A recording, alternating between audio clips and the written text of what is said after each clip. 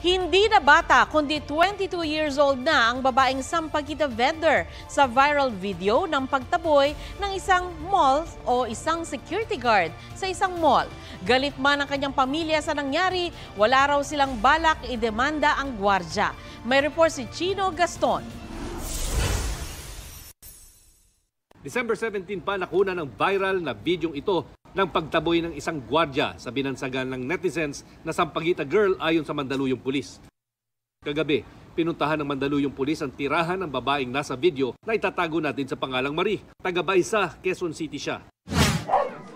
Kanina naman, DSWD ang dumalaw. Wala si Marie. Pamilya niya ang nadatnan nila at binigyan ng 20,000 pesos na tulong pinansyal. Kwento ng kanyang mga magulang, talagang gumagawa at nagbebenta sila ng sampagita garlands. Balik pa rin po kami para tingnan natin kung paano rin po mapalago ang inyong sampagita business. Ano po, Nay? Kaya gano'n na lang daw ang galit ng mga magulang ni Marie nang mapanood ng video. Nakikiupo lang siya kasi maambon ng mga time na yun. Nagigisilong po siya. Naghanap buhay naman maayos ng anak ko, hindi naman nagnakaw.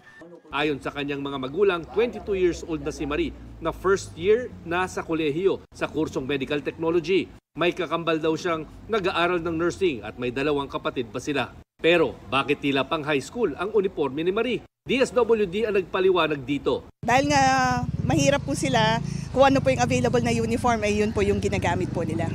Wala nang balak ang mga magulang ni Marie na ihabla ang gwardya. Pero sabi ng PNP, hindi pa rin daw siya lusot. Binibigyan po natin sila next week ng specific date na mag-appear sa ating opisina. Sakaling hindi siya lumutang, pati yung agency, mag-i-initiate na po tayo ng formal filing of administrative complaint. Chino Gaston nagbabalita para sa GMA Integrated News.